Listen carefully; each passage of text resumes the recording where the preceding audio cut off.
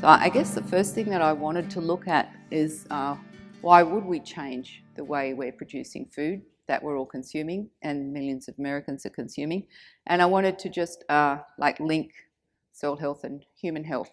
Some of you will have heard all this information before. I'm just going through this first bit really quickly, but I think it's important that we establish why it is that we definitely need to change the way we produce food in this country. So the USA spends twice as much on healthcare as any other country in the world, but you rank 17th in terms of your health and your life expectancy in this country. So there's a disconnect between the amount of money spent on health in this country and what the outcomes are. And the cause, I was looking at a recent article on the causes of death in London in 1705, and they just had a list of all the things that people had died from, and I couldn't see anything on that list that is now currently on our list of the things that people die from. So back in those days, people died from infectious diseases like the plague and that sort of thing, but there was other things as well, like tuberculosis and others that now don't feature very much in our society today. And when we look at the leading causes of death today here in the United States, cardiovascular disease, cancer and Alzheimer's top that list, and those three autoimmune disorders are actually nutritionally related, and 54% of children here in the United States now suffer some kind of chronic illness. If any of you have children or grandchildren, or you're linked with people like school teachers, they'll tell you about just the incredible range of illnesses that kids are turning up with in schools now or in homes, like especially things like skin rashes, food allergies, headaches and all kinds of unexplained things. Until recent, well, in the last, say, 10 years, leukemia has been the #1 killer of children, and then just recently brain cancer has taken over leukemia. Brain cancer is now the #1 killer of children under the age of 15. So we have to wonder, why is it that we've got all these things with our body? It's actually just not functioning effectively. It's breaking down. We're not getting the sorts of things that we used to. A disease was once something that you caught from someone else. It was an infectious organism and it was transferable.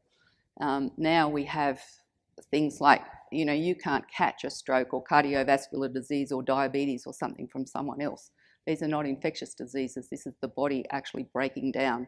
It's failing to function as it should. And these what are so-called autoimmune disorders, like what happens in your body, there is now 80 known ones, and there's a whole lot of mysterious ones as well. So this is incredible that there are so many. They keep getting added to the list. You'll be talking to someone, they say, well, my doctor said I got some kind of autoimmune disorder, but they can't even put a name on it. My body's just not functioning effectively. But the ones that we can put names on include things like diabetes. That's probably the one that's really taken off the most, and then cancer.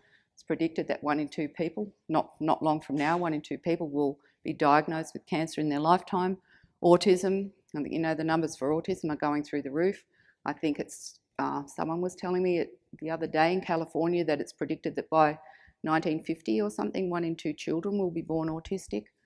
Alzheimer's, of course, you're all very well aware of that in this country. It's probably more significant. If there are some developing countries that you go to where most of these diseases are unheard of, particularly Alzheimer's, dementia, lupus, multiple sclerosis, inflammatory bowel disease, rheumatoid arthritis, and so on. So they collectively cost trillions of dollars a year, which is why the USA health bill is just, your health costs are escalating.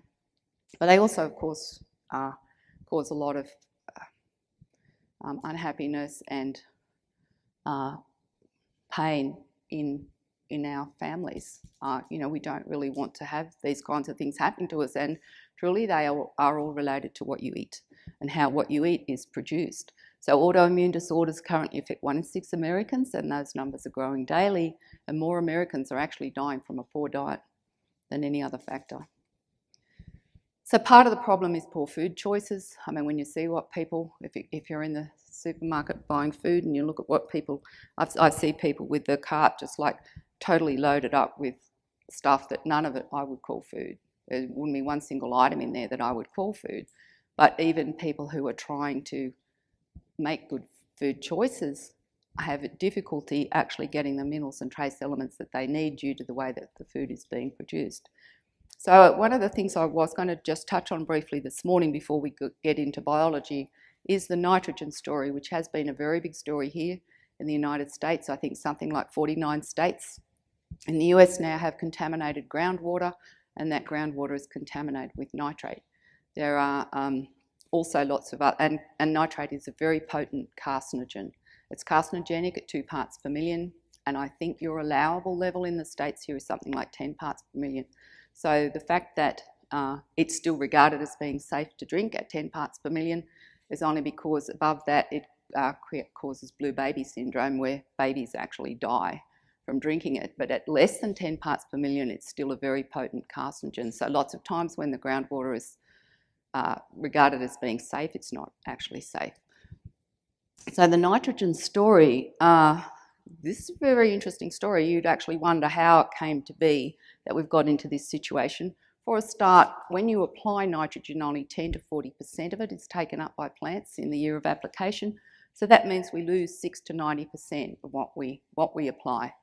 Some of that is going to denitrify, some of it's going to go up into the atmosphere, some of it's going to leach through to groundwater or just be carried in surface runoff. So when nitrogen is applied, it's highly mobile element, and plants simply can't take up what is applied in one go. Like the way that it's applied, it's not possible for a plant. A plant can't take up all the nitrogen you apply and then store it for later. It's only going to take up what it can use immediately, and that's only 10 to 40% of it. The rest of it you lose.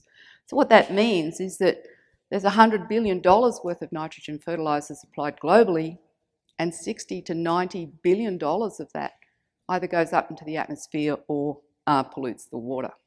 So you might as well just get $100 bills and chuck them out, really.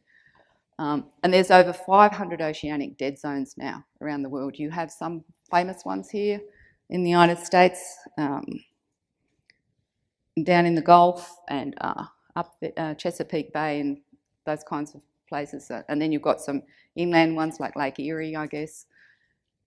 But then around the world, you know, this is not just a US problem. There are 500 of these dead zones. We've got some famous ones around Australia too, and New Zealand has, and it's everywhere. So it's not just a United States problem. But just to give you one example of another issue with nitrogen fertilizers is that they acidify soils. And in Washington State, I was talking to Steve Apfelbaum the other day, and some of you may know Steve. He was saying the pH of their calcareous soils has fallen from 8, so 8 is a high pH, like it's an alkaline soil, down to 4, which is a very acidic soil. That's a massive drop in pH, and he says we're just seeing this routinely now with soil acidity being an issue, whereas before the soil was alkaline. So inorganic nitrogen also forms non-protein nitrogen. We could talk about that at length, but I won't. If you have livestock, that is a real issue because they cannot digest non-protein nitrogen. It's actually a poison to their systems, and it stimulates weeds, which again, if we're talking just our row cropping and we're putting N on and plants are using only 10 to 40% of it and the rest of it's a pollutant, but it's also stimulating weeds, and then we end up having to use herbicides, and then there's a whole lot of reasons how that affects other things that affect the metabolic processes within that plant. We end up using things like insecticides and fungicides simply because we started with a nitrogen fertilizer that has made the plant unable to deal with other things in its environment. So they're expensive, they're inefficient, and they're polluting, so why do we use them? Well, it is true that applying N does make plants grow. If you were doing an experiment in a glass house, like, and you had some pots with just soil with no nitrogen, and then you have some others with soil and you add nitrogen, these plants will grow more. But the problem with all of those experiments is that those pots are not biologically active. That soil that's used in those experiments has been collected months before or years before and piled up in a great big bunker somewhere, and hasn't had living plant roots in it.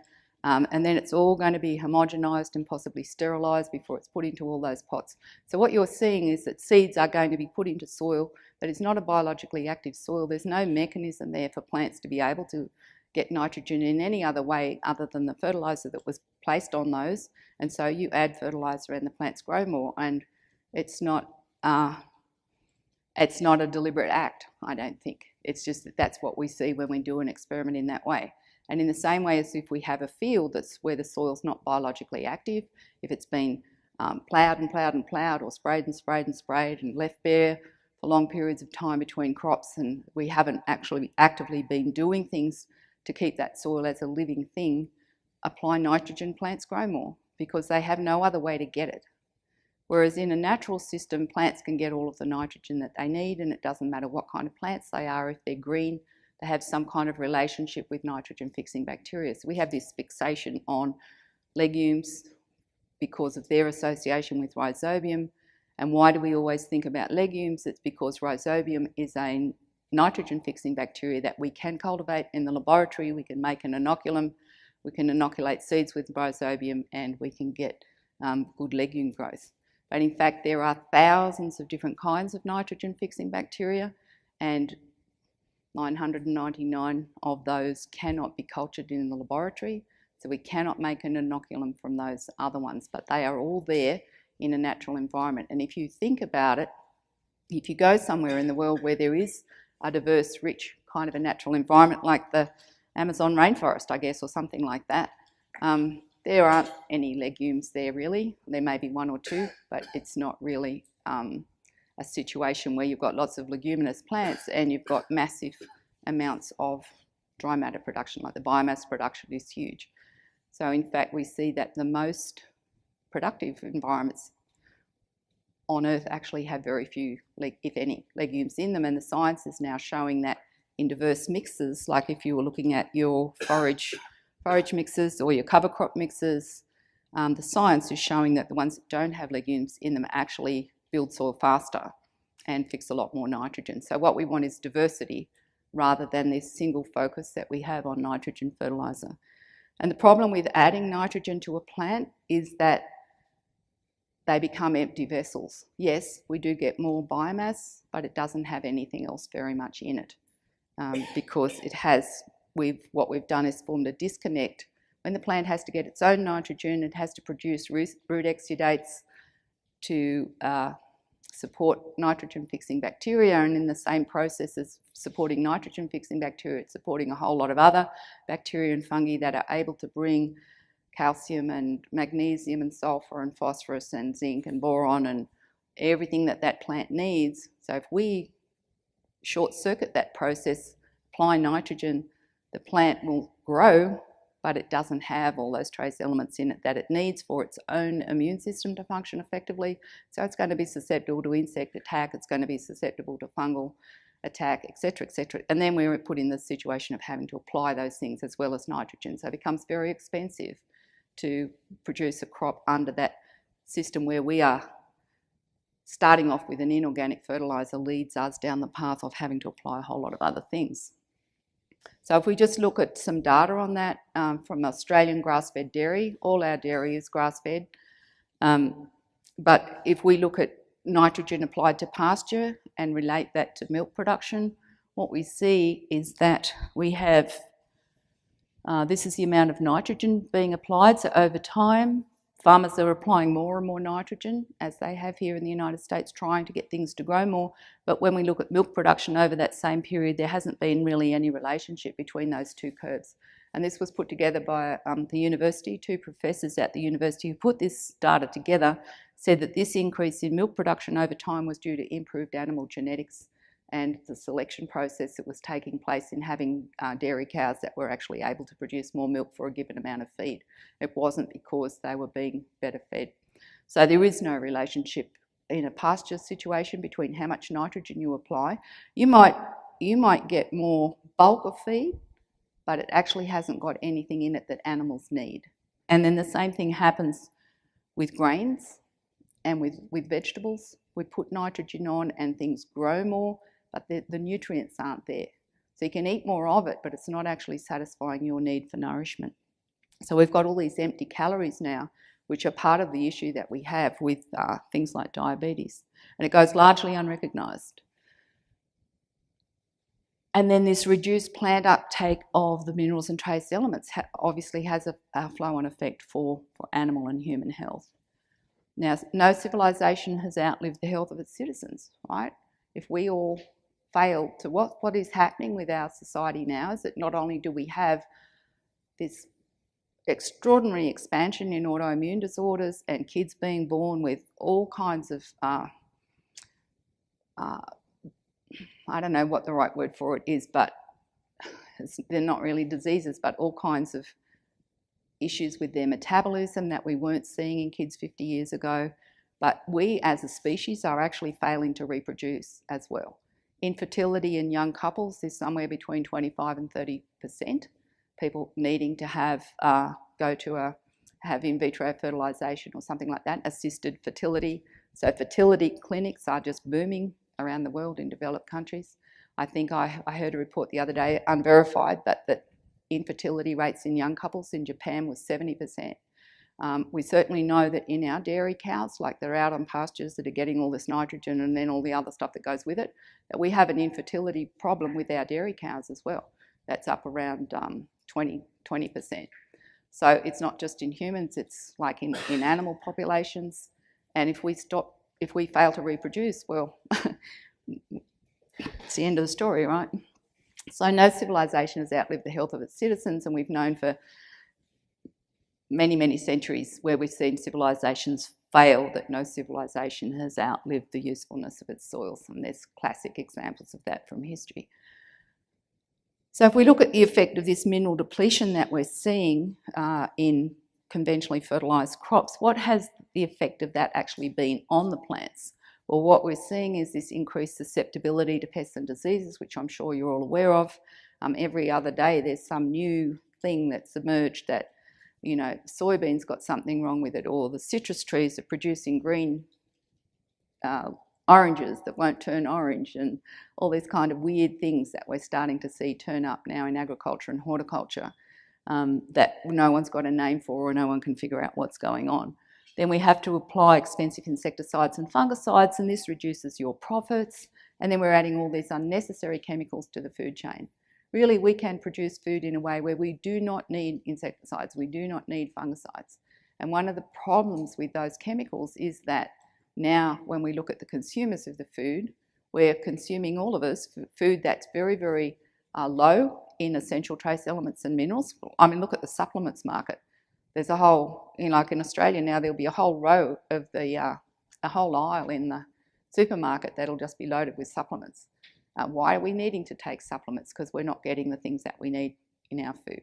So we've got food of low nutritional value, and then it's loaded with toxins. So it's a real double whammy for our bodies to try and deal with all of that. And what does that do to our, can't look down. What does that do to our bottom line? This has become quite a famous graph. It's Darren Coleman, who recently wrote an interesting book on all of this. That's Canadian net farm income, but applies equally well to the United States, to Australia, to Europe. And here we have, from 80-year period from 1926 through to 2016, this blue area here is the gross value of agricultural production. In other words, you know, what is the total value of everything that was being produced in Canada in the agricultural context? And of course it varies with seasons, it varies with commodity prices, and it's not unexpected that this amount goes up and down over time, but the trend is up. This here is net farm income. Net farm income over the same time. So what we found in the early period here is that net farm income was following gross farm production, as you'd expect and as you'd hope. In a good year, we have a good season, we produce more, farmers make more. When commodity prices are good, we receive more for our production and farmers make more.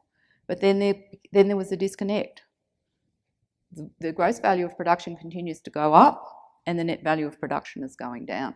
And here was when the cost of producing corn was more than the value of that corn, and you've probably all been in that situation yourselves, so you know what that feels like. And we had the same thing happen in Australia and New Zealand with dairy. It costs more to produce milk than what you could receive for that milk. So farmers that continued to produce milk were actually losing money on average around $200,000 a year just for continuing to have dairy cows and produce milk. So what's going on here?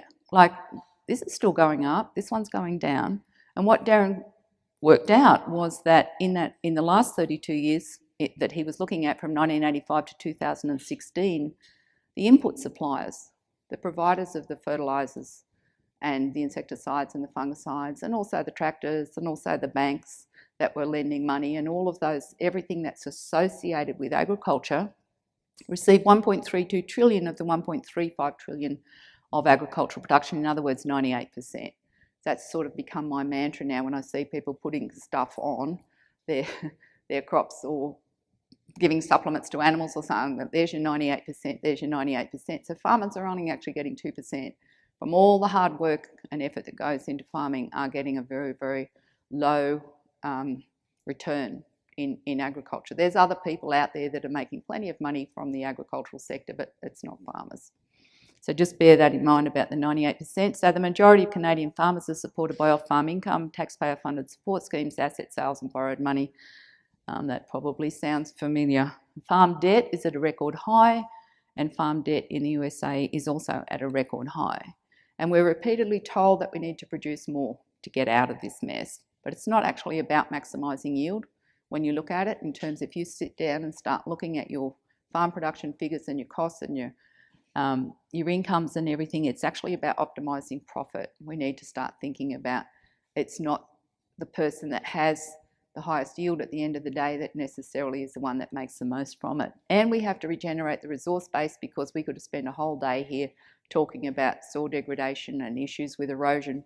You know, soil has been the United States' biggest export for at least the last 100 years. There's more soil goes off most areas of land than there is any other product. So if we look at this worldwide, we find that excessive use of nitrogen and also phosphorus, I didn't talk about phosphorus, but we could make pretty much the same arguments for phosphorus. It's caused soil degradation, it's caused environmental pollution, reduced soil biodiversity, and then we have trace element deficiencies in plants, animals and people. So I think it would be fairly safe to say that the current approach to farming and food production has been a big fail for all of those reasons: health reasons, environmental reasons, and the reason that it's not hugely profitable for farmers these days to actually be in farming. So how about we take a different approach, which is what today is going to be about, and talk about supporting microbes rather than using high analysis fertiliser, and how might we support those microbes, and why would we want to? I mean, what can microbes do that we can't do? So let's have a little look at the soil microbiome and just see how this world actually does work, and why it is that if we, why would we want to take a different approach anyway?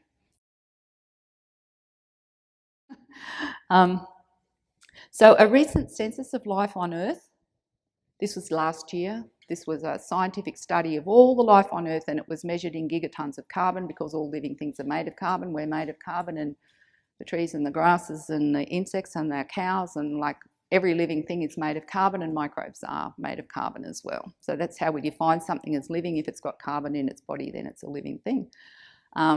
And they discovered, they calculated that there was 550 gigatons of carbon-based life forms on Earth, and a gigaton is 1 billion tonnes, so that's a lot.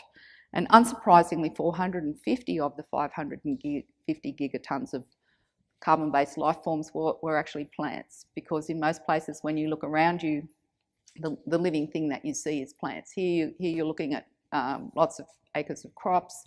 In other parts of the world, you'd be looking at acres of trees, or trees and shrubs, but as a general rule, unless you go into a desert somewhere, what you're seeing around you is mostly plants. So it's not surprising that the majority of life on Earth is actually, in terms of weight, is actually in plants. But then the other living things that make up the remaining 100 gigatons. So we've got most of our carbon-based life forms is plants, and then what makes up the other 100 gigatons of life? And that's where it got really interesting, because it was the things that we can't see.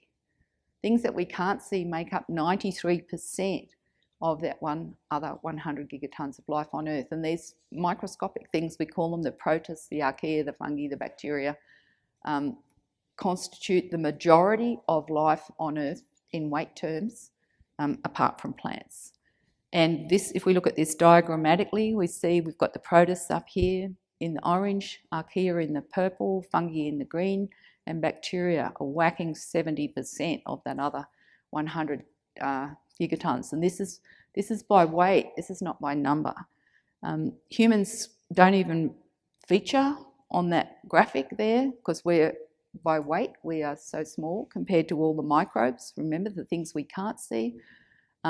Things we can see, like insects, the mollusks, they're things like slugs and snails, but also in the ocean we have oysters and clams and scallops and pibbies, and all those things we like to eat are all in that mollusk group. And then of course there's the fish, and think how big the oceans are. They cover something like 70% of the planet. Think of all the life that's in there. You know, not only the fish and the shellfish, but you know, you've got the sharks and the whales and all kinds of everything that lives in the ocean. All the things that live in soil, like annelids and nematodes. Any of you who are involved in ecology of soils, there's lots and lots of living things that we can see in soils, in a healthy soil if you go to a healthy prairie. Then there's our animals like our sheep and our cattle, and also our domestic pets, and then humans. Hey, yeah, we actually get a look in there. Collectively, all these things that we see, that we think of as being life on Earth, make up 7% of life on Earth. And humans, well, we're 0.01% in terms of biomass of life on Earth. And I'm talking weight here. Well, we have really punched above our weight, haven't we? For 0.01% of the biomass of life on Earth, we've managed to destroy about 99% of the rest of it. And that's why we really do have to change, because we actually depend on all that other life, the things that we depend on, the things we can't see for our health. And again, we could spend all today just talking about the human gut microbiome and how that functions, and how the microbes in our gut are the primary drivers of our health, which is now being recognised, and there's a lot of work going into doing something about that. The microbes that are in your animal's gut are the primary drivers of your livestock's health, and the microbes that are in your soil are the primary drivers of your soil health, and therefore of your farm income, because if your soil's not healthy, your plants can't be healthy, and then you're having to pour on all these other chemicals to try and get a yield to sell. So we're talking by weight there, not by number, and if we look at numbers, they're even more staggering, because we know that 1 teaspoon of healthy soil contains more microbes than all the humans there are on Earth. And soil is not as microbially rich as some other environments like the rumen of a cow. If you take 1 drop, just, you know, like just pick up something, and just 1 drop that falls off that of rumen fluid contains 10,000 times more microbes than there are humans on the entire planet. We think we're so big and so clever, and really when we start looking at finer and finer scales, we see that everything is being organised by, well, I can't say everything's being organised by, I should say that it's microbes that are responsible for how things function at a biochemical level, like how the chemistry is being influenced all of the time by microbes. And then we can go to an even finer scale. So these guys weren't measured in this census of life on Earth. Viruses are actually the most abundant entity on Earth by orders of magnitude. If any of you are particularly interested in viruses, I can send you some mind-blowing articles about them. For example, if you were just to put something out like this, just put it outside and leave it for 30 minutes or something, the surface of it will be totally covered in viruses that have just floated down out of the atmosphere, and there would be hundreds and thousands probably of different kinds. Most of them that we have no idea what they actually do.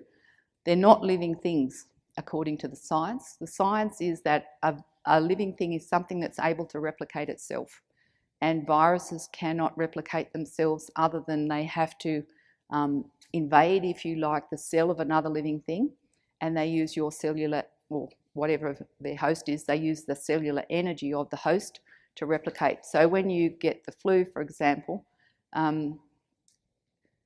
those viruses, which are just fragments of DNA and RNA, will enter your cells, use your cellular energy to reproduce, which is why you feel so tired when you have the flu.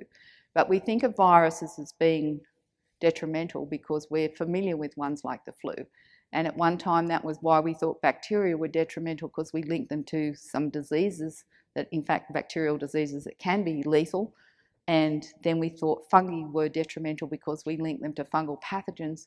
But in actual fact, when we look at bacteria, we find that 99.9% of them are not only beneficial but essential. 99.9% of fungi are not only beneficial but essential, and 99.9% of viruses are not only beneficial but essential. And in fact, every single bacterial, fungal, and human cell has viruses in it and would not be able to function without those viruses. So that's where we start looking at worlds within worlds, and we realise not only are viruses essential to the function of every living thing on the planet, but they are essential to the functioning of our terrestrial, in other words, our land-based and our marine ecosystems.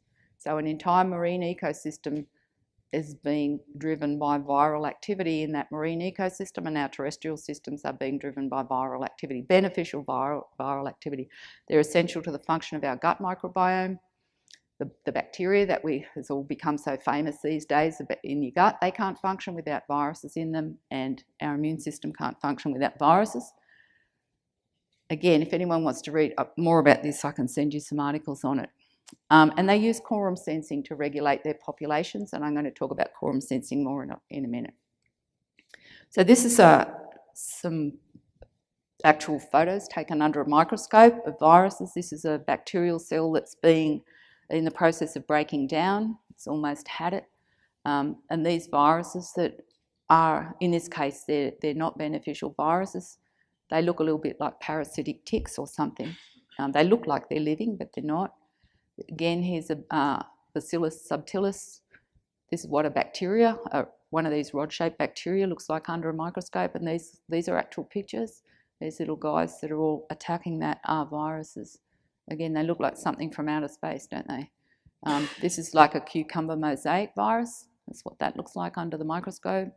Can't remember what the name of this one was, but I reckon if there are any coming from outer space, that's definitely one of them.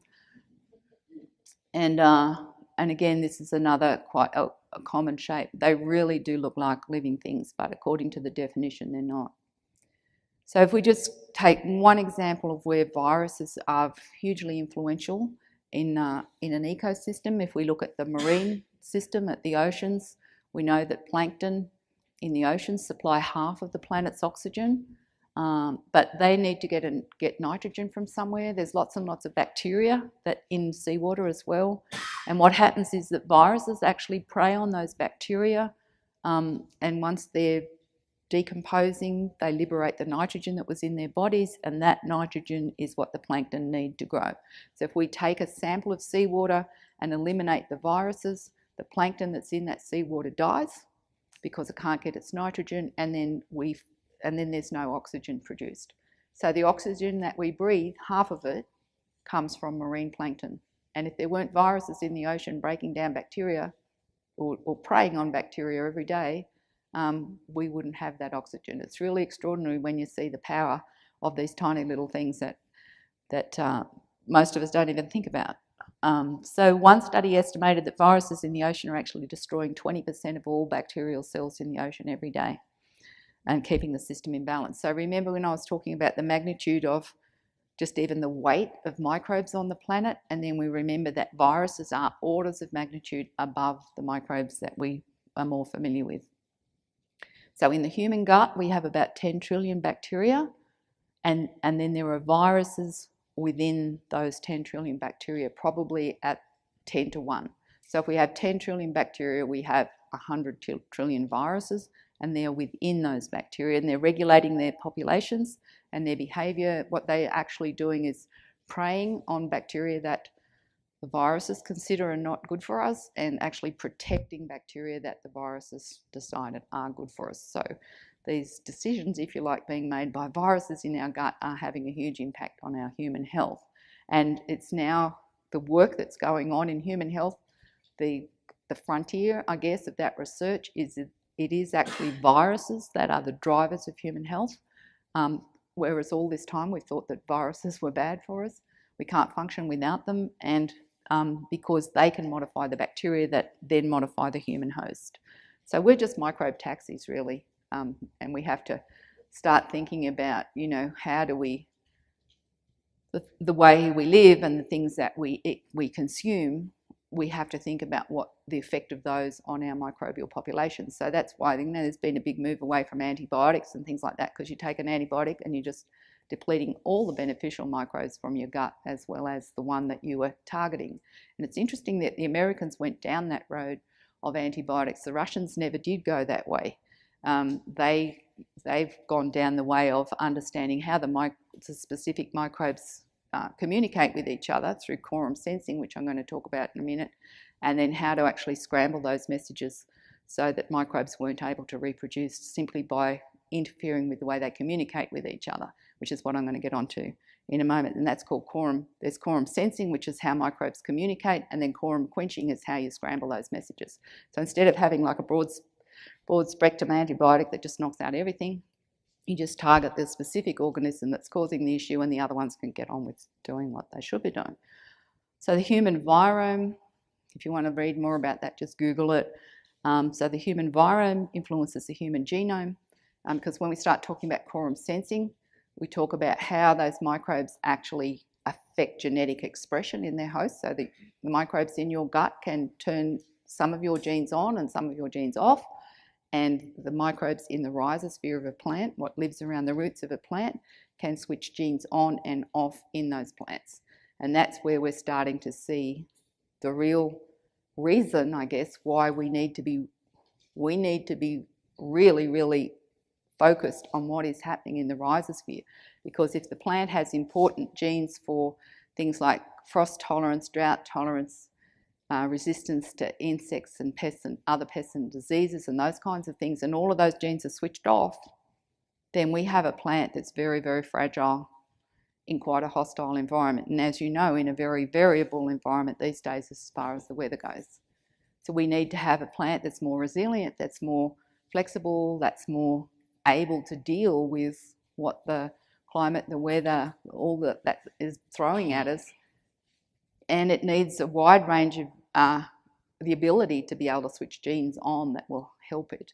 And it cannot switch those genes on unless it's getting signals from the rhizosphere. And we're going to talk about those signals, is what I'm leading up to. So in the human case, our human genome, our genes, can be switched on and off by the microbes in our gut. And we now know that it's the viruses that are controlling the bacteria that are doing that.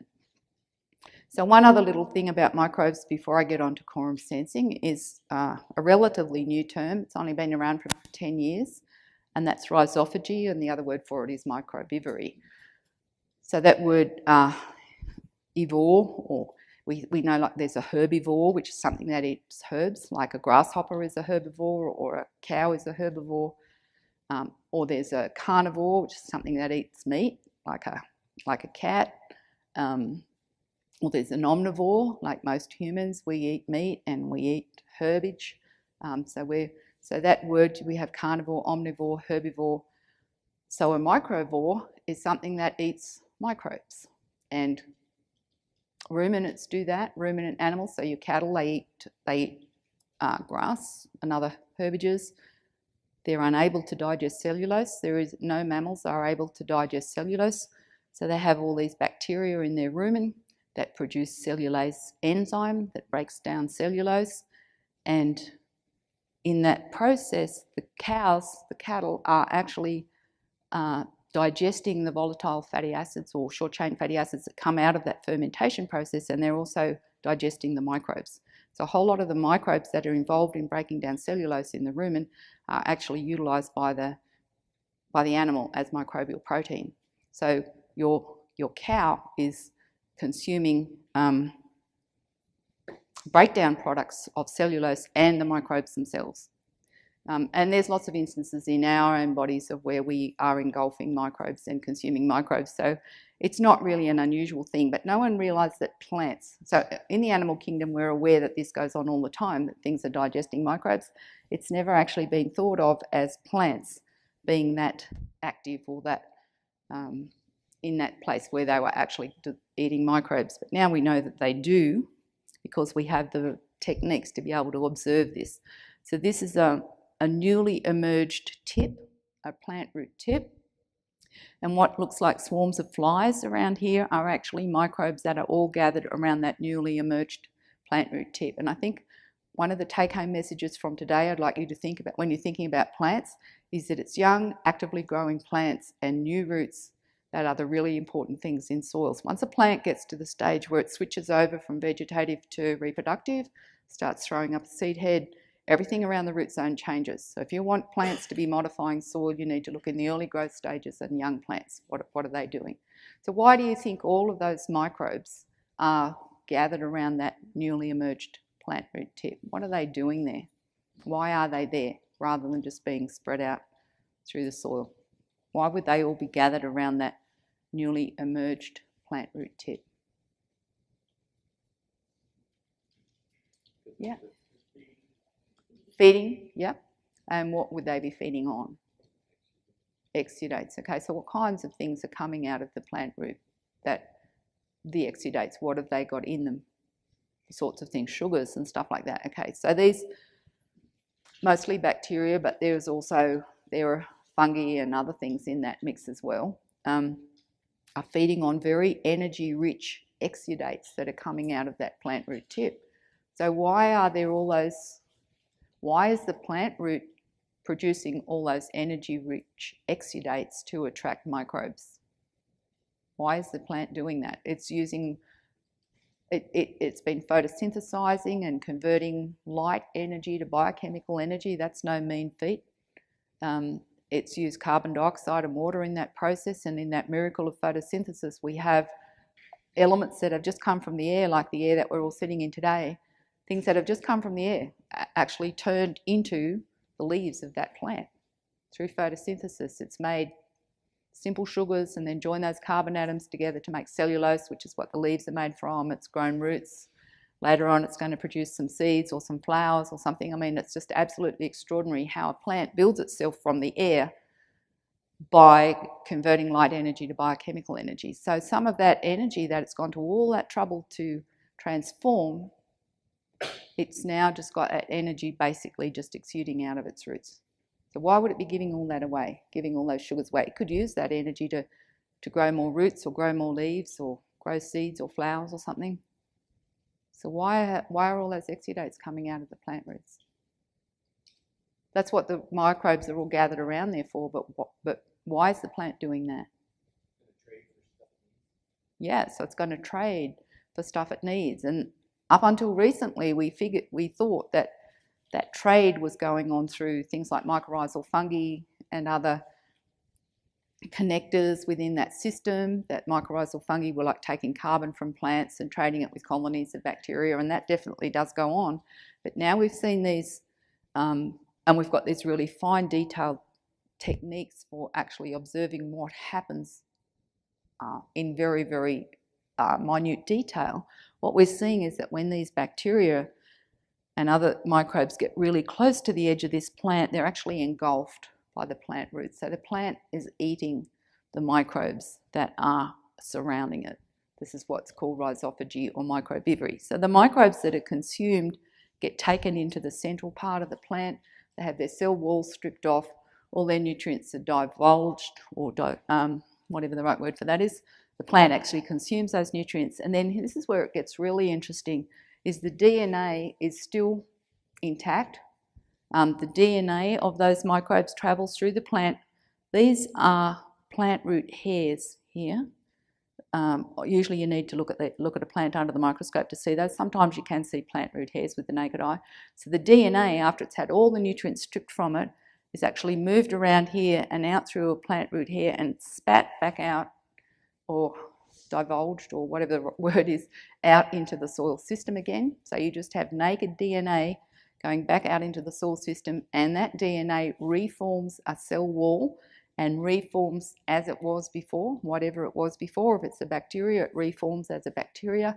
It gathers up nutrients again, or fixes nitrogen from the atmosphere, or whatever kind of bacteria it happens to be, and then it's attracted by the nutrients coming out of the exudates coming out of the plant root, and it gets engulfed again and eaten and has all of its nutrients divested. So we have this cycle of which is called microbivory. So the way that it's described in the scientific literature is that plants nurture microbes in the root zone, which then enter the root tip. They're actually eaten by the plant, but we put it nicely. They don't voluntarily enter the plant root tip. If you look at it under like really high magnification, you see that as they get like close to the edge, they're actually engulfed like that. They lose their cell walls. Well, they have them stripped off, and they divulge their nutrients. Again, that's not voluntarily. They have them taken away from them. And then the microbes then leave the plant. Well, the plant actually spits them out via the root hair, and then they start the cycle again. So it's really quite an extraordinary thing. And there's not only rhizophagy, but there's lots and lots of other like worlds within worlds going on in the soil. It's an extraordinary ecosystem that we really haven't thought very much about. So I guess to summarise all of that is that all plants and animals, including humans, are embedded, totally embedded in a microbial world. We have microbes all over us as well as in us. And when we go to a new place for the first time, like say you go away on vacation and you go into a little cottage somewhere or whatever, your microbiome will establish itself in that space. And they say that after you've been there, if you come and go from that new space that you haven't been in before, by about the third day, when you come into that room, your microbiome will actually recognise the microbiome that's in that room as yours. And it feels more familiar because we're seeing it for the third time, but it also feels more familiar because our microbiome recognises it. And if you go into an environment where the microbiome is continually being removed, like in a hospital, for example, where everything's being sterilised all the time, do you notice that it just doesn't feel comfortable? For me, it doesn't anyway. It doesn't really feel like a place where I'd want to be. There's many reasons for that, obviously, but that very sterile atmosphere, for some people are more sensitive to others, that you can feel that there isn't really a strong microbiome presence there. So we're all embedded in a microbial world, and we have a microbial world embedded within us. So what we need to think about is that this is actually a very good thing once we understand how we could utilise the power of these microbes for our own benefit.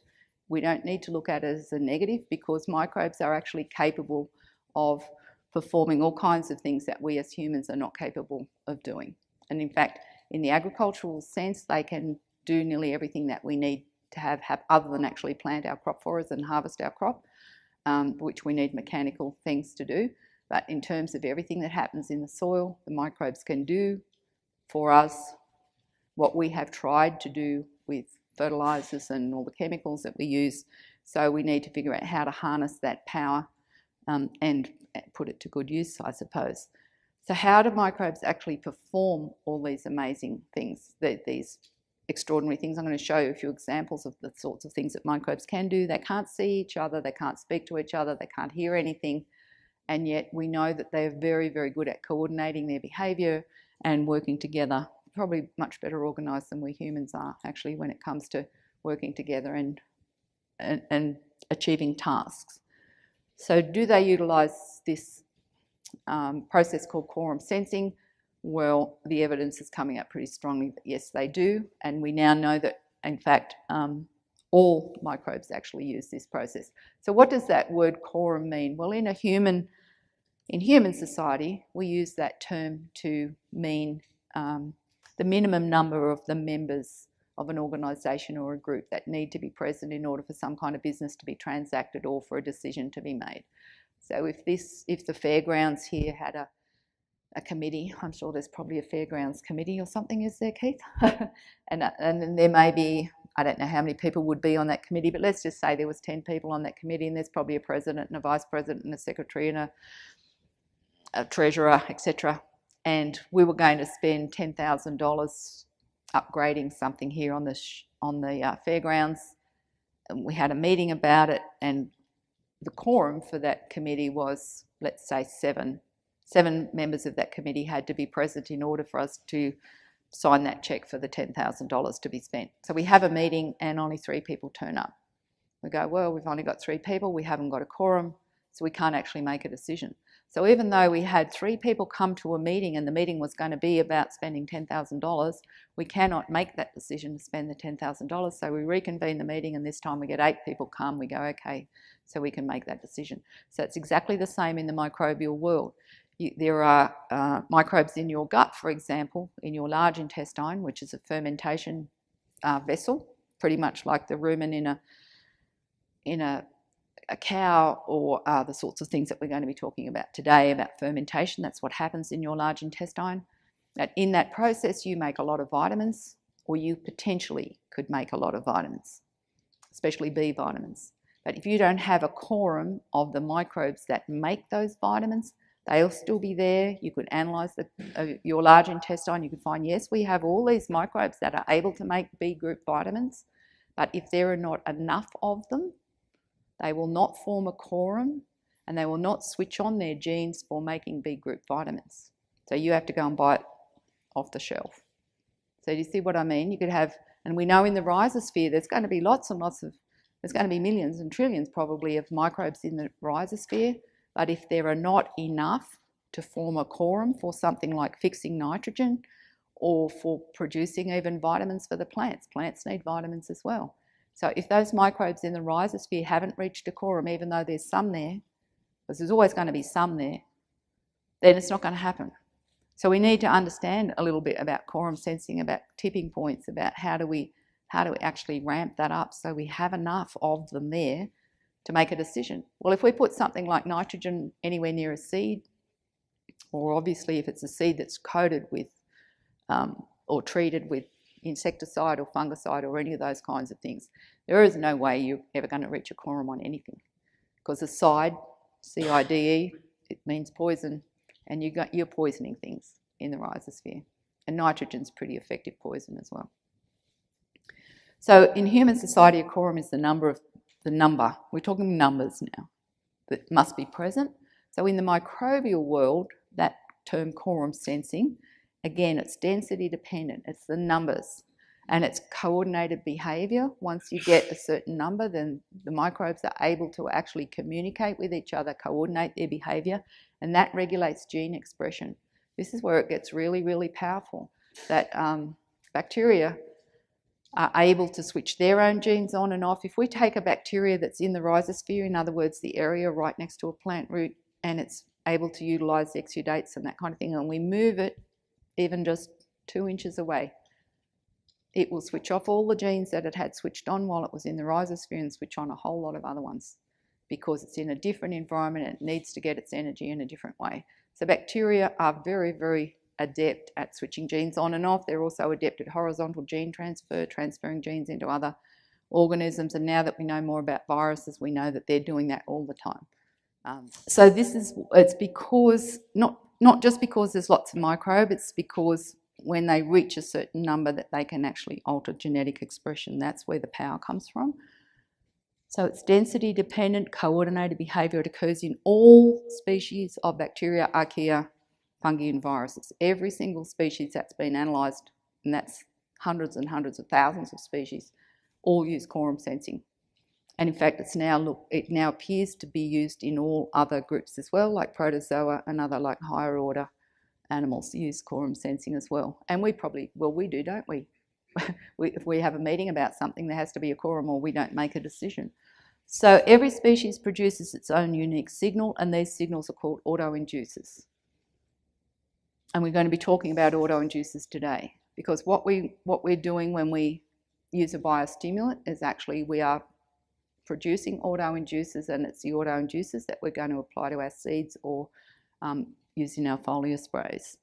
And when the concentration of autoinducers in the environment reaches a critical level, that's when it regulates gene expression. So in your plants, that might be their productivity or their tolerance to stresses in the environment. Now, microbes are also multilingual. They don't only just produce a signal that tells them how many of their own kind there are, but they have a molecule that says me, so I can find out how many, if I was a lactobacillus, how many other kinds of my species of lactobacillus there are.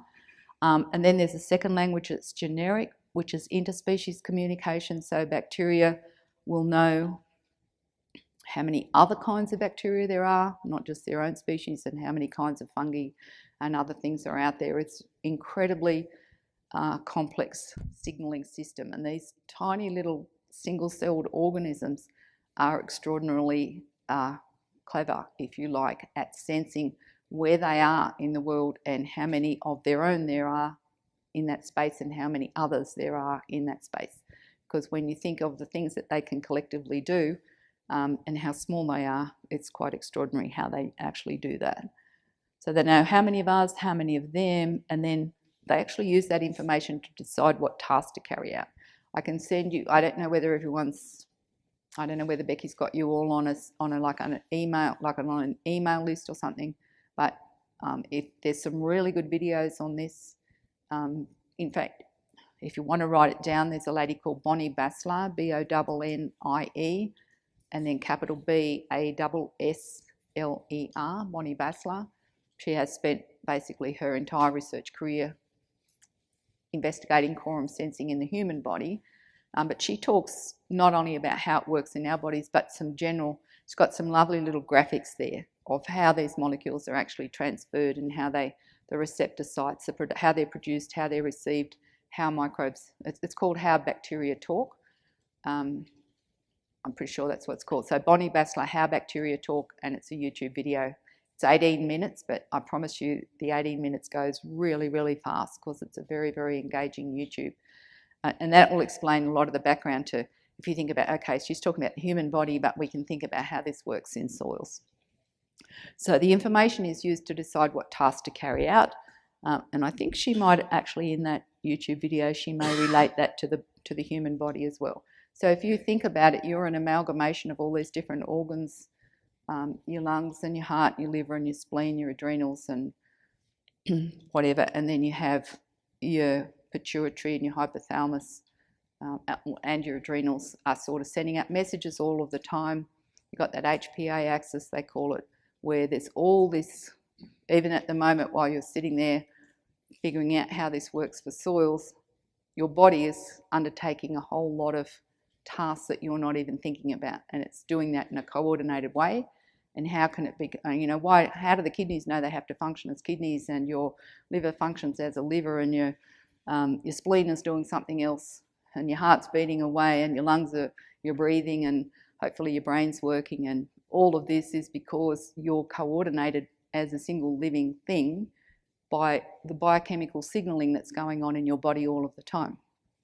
And if you didn't have that biochemical signalling, if you didn't know when you were hungry, if you didn't know when you were tired, if you didn't know that you need to produce some of this enzyme or some of that enzyme or some of this hormone or some of that hormone, if all of those things weren't working, then you wouldn't function as a unified living organism.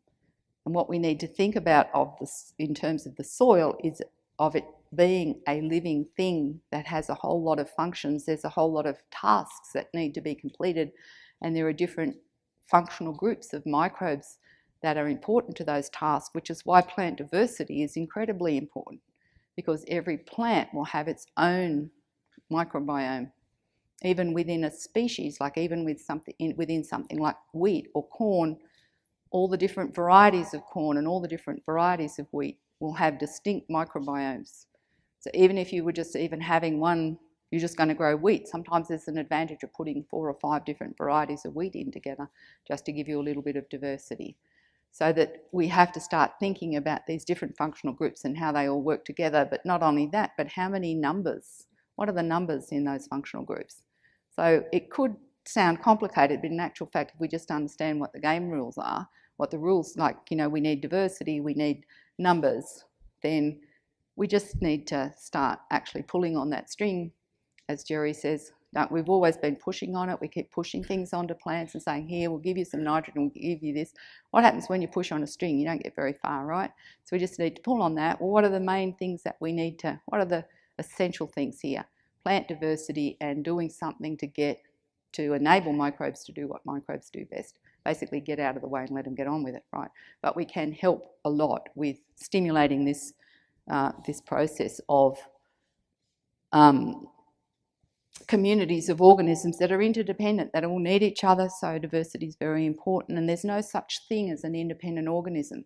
We cannot exist on this planet without, for example, the plants and the marine plankton that provide the oxygen for us to breathe. We can't exist on this planet unless there are things to eat, and we depend on all of these other life forms to bring those things to us. So we all need other species in order to survive, and all plant, animal and human genes, all the genes that make us up, our DNA, can be influenced by quorum sensing in that embedded and surrounding microbial population.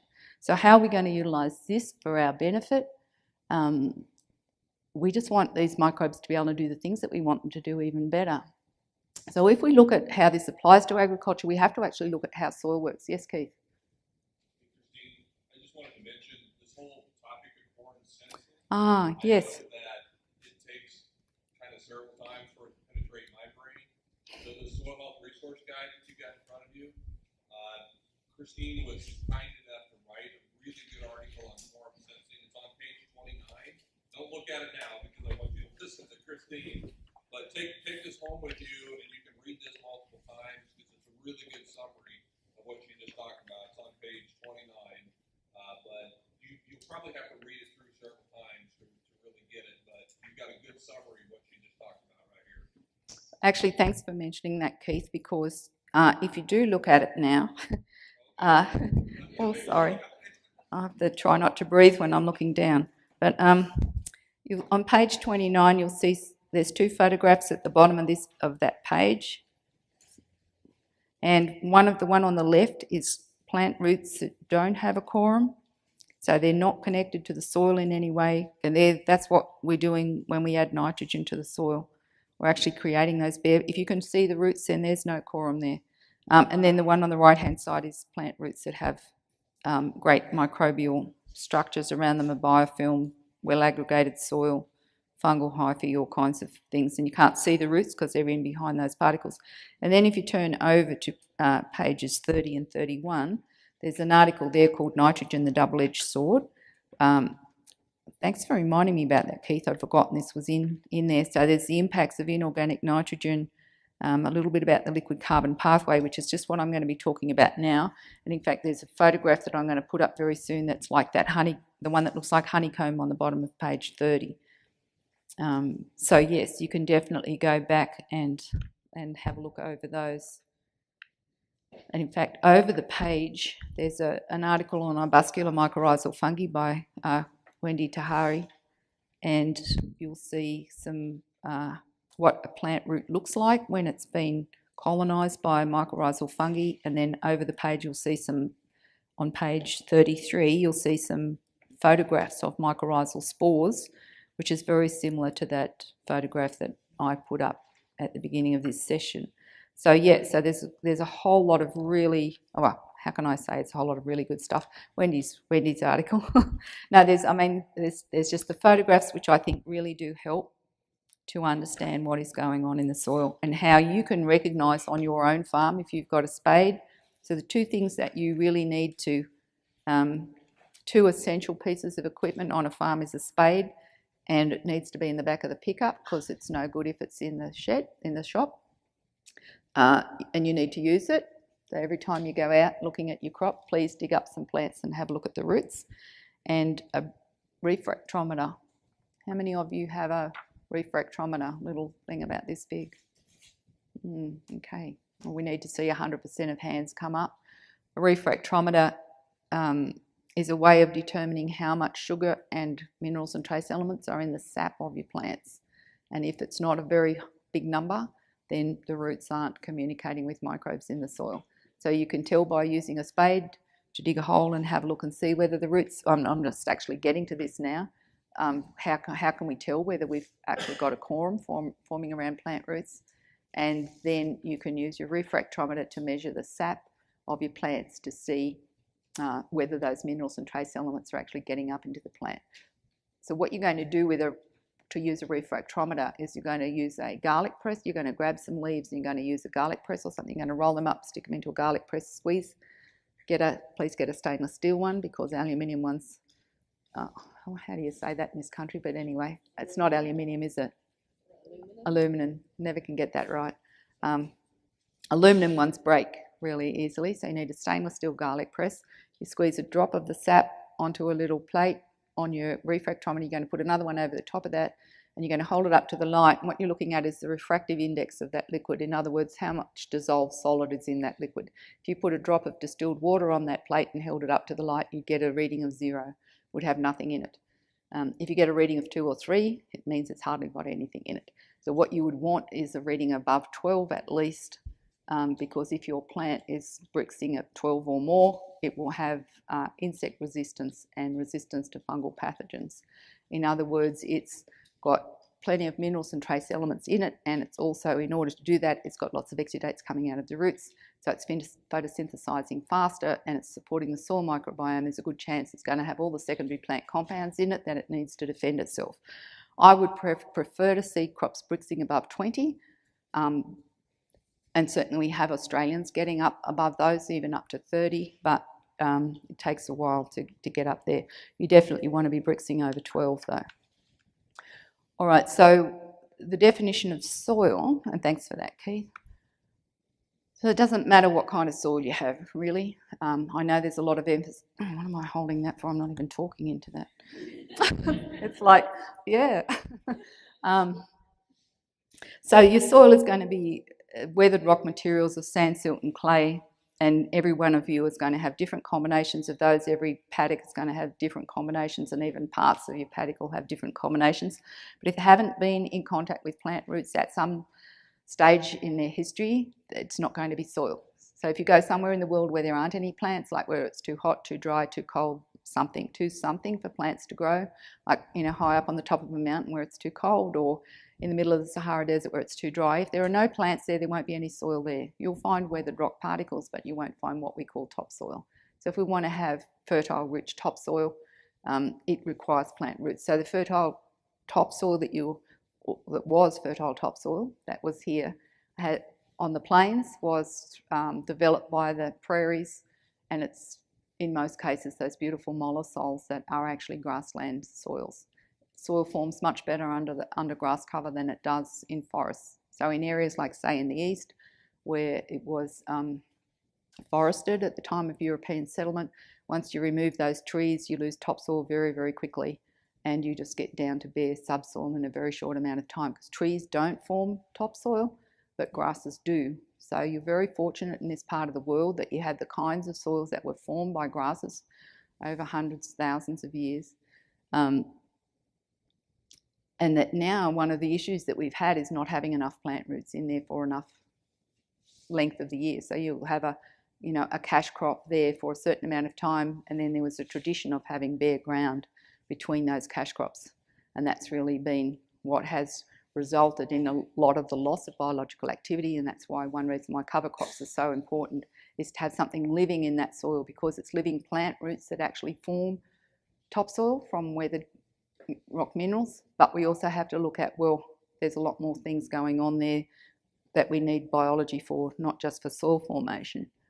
So plant roots are important because our green plant is the only thing that can turn these elements that are in the air and transform light in combination with these elements into biochemical energy, which is what the plant builds itself from. So the leaves and the roots are built from carbon from the atmosphere, and then there's exudates from the roots that actually will turn weathered rock minerals into fertile topsoil. So all this soil we're looking at here has actually been built by these plant roots, and this is a beautifully, you can't tell from the back of the room, but it's a lovely aggregated porous soil, so that, you know, when it rains the water can go in and can go right into depth, and there's lots of air in there. We need to have lots of air in soil because the air is 78% nitrogen, and if we want our free living nitrogen fixing bacteria to be down here working fixing in, then the air needs to get down there as well as the water getting down there.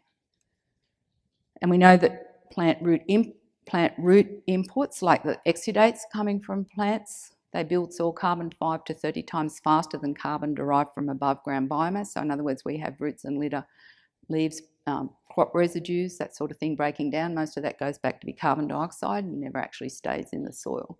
But the plants must be growing in association with beneficial microbes for this to happen. So we've got lots and lots of acres of crops across the United States, millions of acres of crops where we've got green plants and they've got roots, but they're not building topsoil.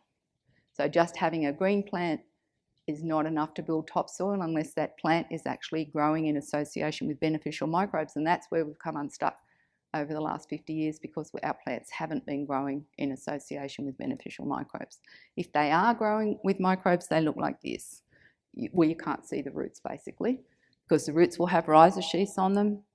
These ones down at the bottom that are clean is only because that plant got yanked out of the ground. We didn't use a spade or anything, and then we looked at it and went, oh, that'll be a good photo.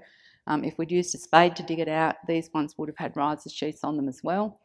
So a rhiza sheath is like a column of soil that surrounds a plant root. You can pull it off easily, but it's the biological, the metabolic processes that are important for the nourishment of that plant are actually taking place inside that rhiza sheath. It's a very protected environment where the microbes can get on and do what they need to do.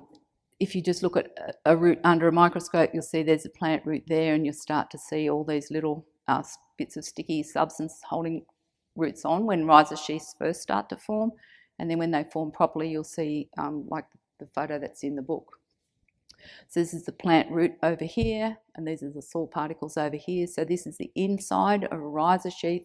You can see these hyphae of fungi.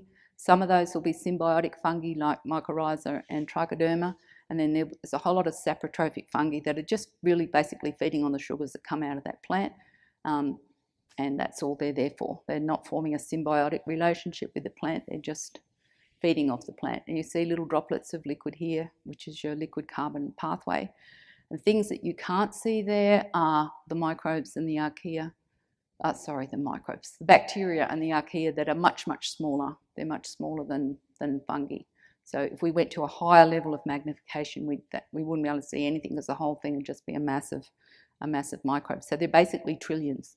Like even in that area there are trillions of bacteria, all doing things like, fixing nitrogen and solubilizing phosphorus and bringing other elements that are important to the plant. And as I said before, some of those are actually going to be eaten by that plant. If they get too close to this side over here, they're going to get eaten. So we go back off a bit, and this is a lower level of magnification. This photo is in the book. This is how the soil particles are glued together in little lumps in that rhiza sheath, and then there's spaces so that air can get in there and water can get in there. And this is a beautifully aggregated soil. When you get aggregated topsoil, you can dig it with your hand. You won't even need a spade. If we look at this in a 3D graphical version, this is your compacted soil over here on this side. Is there any way we can't turn the lights off on that side? Anyway, I hope you can still see that. All the soil particles are just packed in really hard together, and there's no air or space between them. On this side, we have an aggregated soil where the particles stick together. So you've got the same number of particles in that area there, but there's all these spaces between the particles. This is what we're aiming for with well-structured soil. And it's essential to all of the other things that we want to happen. And that structure can only come through microbial glues and gums, and they won't produce those glues and gums unless there's enough of them. So if we just look at inside, say, one of these macro aggregates here, you've probably seen this diagram before if you've heard me talk before. I don't know whether that one's in here. No, it's not in this book, I don't think. But it's on my website. If you go to www.amazingcarbon.com, there's an article there called Nitrogen, the Double-Edged Sword, and this diagram is in there. So this is a macro aggregate, the blue bit. It's shown as being blue because the moisture content inside a macro aggregate is higher than it is on the outside. This is our fine feeder root. And remember, it's the new roots, the young roots and the feeder roots are the ones that are actually activating the soil biology. Older roots don't do this. We've got root hairs coming off here. We've got mycorrhizal hyphae.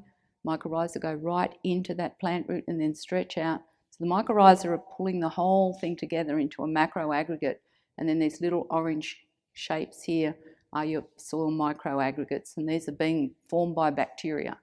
Again, the bacteria that are forming these microaggregates are using energy that's coming out of this plant root. So the plant root is like exuding all kinds of, not just carbon, not just energy-rich compounds, but all kinds of signalling molecules. So these ellipses here are bacteria of all different kinds, thousands of different kinds of bacteria, and they're all capable of doing different things.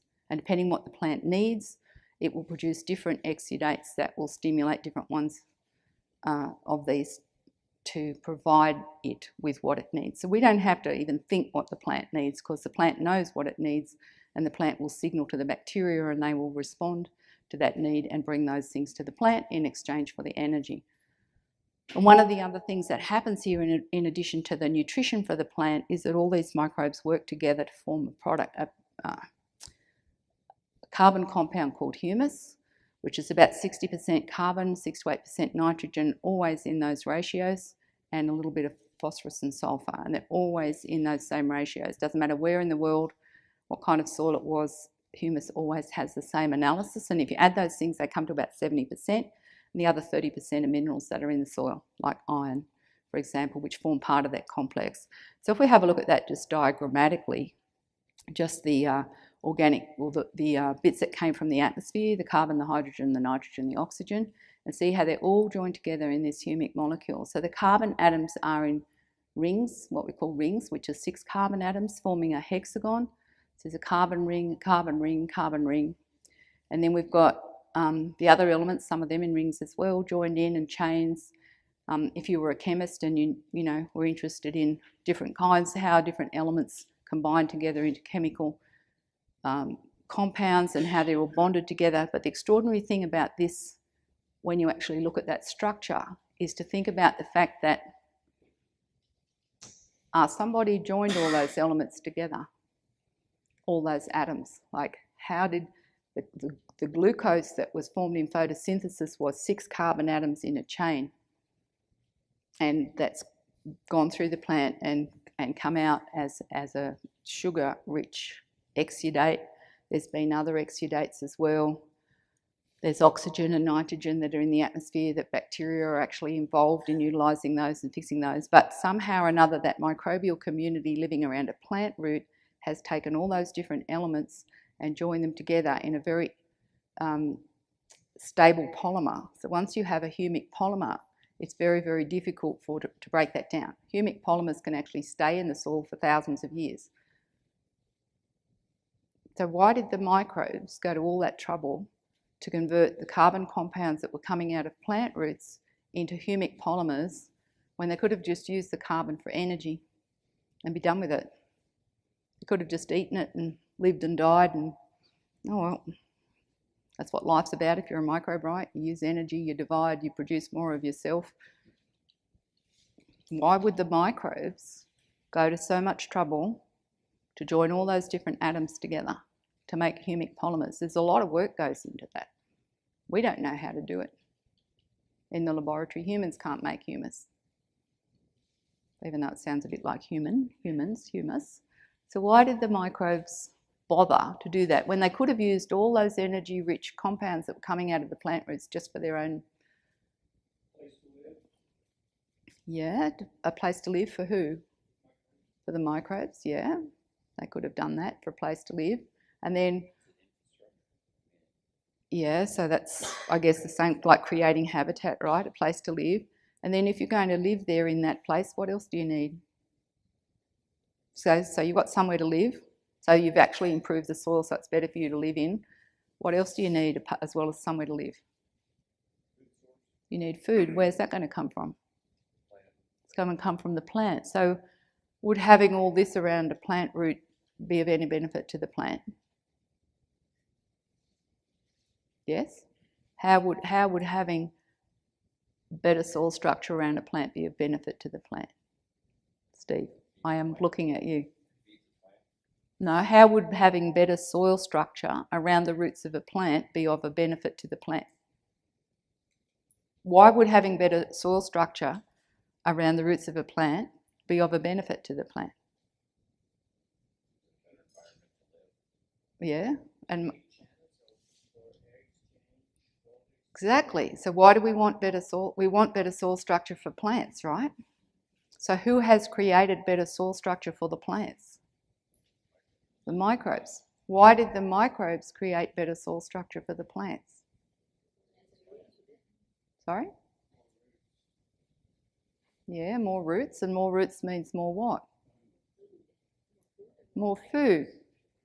So if you were a microbe living around a plant root, remember that diagram I showed you of all the microbes living in the rhizosphere, who's looking after those microbes? Where are they getting everything they need from? Yeah, sunlight. And who's converting the sunlight into things that they need? Plants. So if there wasn't a plant there, the microbes aren't going to be there, right? Remember I said the biggest issue that you've had over the last 50 years here in the United States is bare ground? Because the prairies had plants, hundreds of different kinds of plants, 500 to 700 different kinds of plants, even in an area, say, 4 times the size of this room. Hundreds of different kinds of plants all growing together, capable of responding to rain at any time of the year. No matter when it rained, there was a plant there that could grow in response to that rain. And what did that plant do when it grew? Photosynthesized, it produced root exudates, it fed soil microbes. So the microbial community that was living under that prairie had energy coming into it all year round. Just imagine how diverse that plant can be. If we know that there was hundreds of different kinds of plants, imagine how many microbial communities there were. And what did they do? They built 6 foot of beautiful, deep, rich black soil, right? Your mollisols, your grassland soils. Plants didn't do that. The microbes living in association with the plant roots did that. And why did the microbes bother to do that? Because if they don't keep the plants alive, they die. You have a similar thing happens in your gut. If you're somebody that needs to have sugar, if you feel addicted to sugar, it's because you have bacteria in your gut that utilize sugar for energy. And when you have some sugar or something sweet, and they proliferate, and then, they run out of sugar. So they're going to send a very powerful signal to your brain for you to eat sugar, because if you don't eat something sweet, they die. It's a very, very powerful signal for you. Those of you who are addicted to sugar, you'll know that you'll crave sugar. And in fact, it's very, very hard to get over a sugar craving. But if you haven't had sugar for years, I haven't had sugar for something like 20 years. And honestly, we had a chocolate tasting in California. Do you remember that, Jerry? We were tasting all these different chocolates, and they were like 82, 88, 92% cacao. And then obviously varying amounts of, so the one that was like 92% dark chocolate didn't have much sugar in it. And then we tasted one that was about 60% cacao, I think, and the sugar was just like, whoa, way too high. And most of you probably would have even, maybe if you're addicted to sugar, you would think the 60% one wasn't even sweet enough. So the reason that we're addicted to sugar is because the microbes in your gut are craving sugar. And if you don't keep on feeding them sugar, then they'll just disappear and that craving will go away. So microbes send very powerful signals.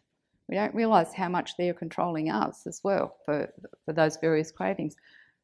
So I've lost my train of thought completely now. Why is that relevant? I've got no idea. But the microbes, well, the plant signals to the microbes for what it needs, and the microbes respond, and together they actually work as a unit. Like the plants and the microbes are meant to work together. And one of the things they're doing, the microbes are actually producing humic substances around plant roots to help keep that plant alive. Because if the plant, that's what it was, if the plant dies, if you stop eating sugar, the microbes in your gut die. That was the relationship. If that plant dies, everything that lives around the roots is going to die. So it's to the microbes' advantage to actually support that plant. And that's what they're trying to do.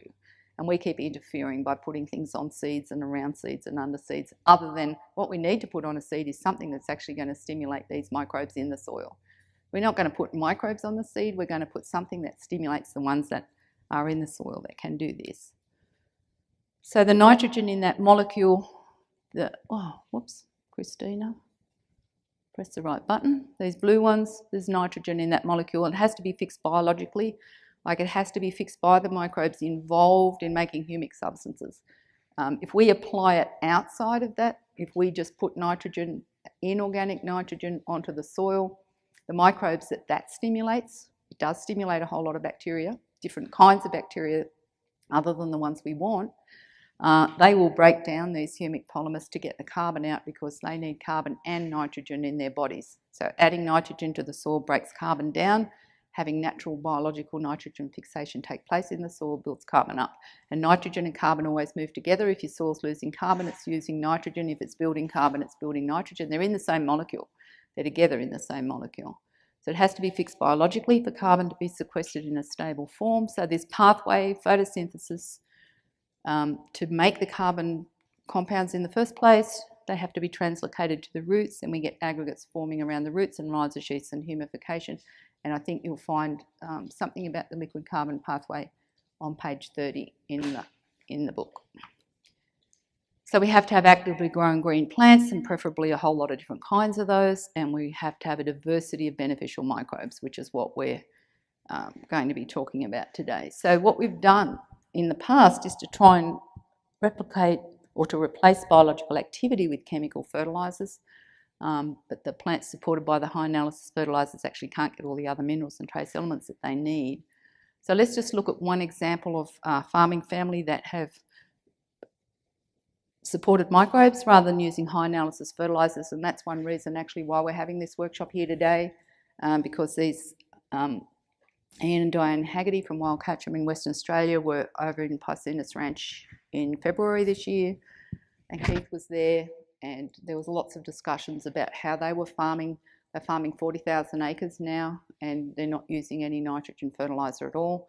They're out yielding all their neighbours. They've got higher quality grain, higher valued grain, and they're now getting markets in Malaysia for nitrate-free grain. So if their grain is nitrate-free, the Asians have figured out that if it's nitrate-free, they don't have to test for fungicides or insecticides or glyphosate or any of those things, because it won't be in there, because they don't need to use those. They don't need to use anything, because it's nitrogen that's actually created the conditions where we have all the weeds and we have the insects and we have the pests that we have to deal with all these other chemicals.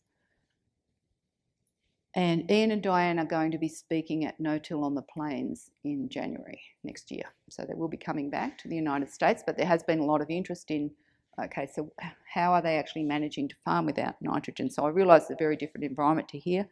So I just wanted to very quickly mention what they were doing. So they've supported the soil microbiome by retaining a diversity of green plants all year, as far as climate allows.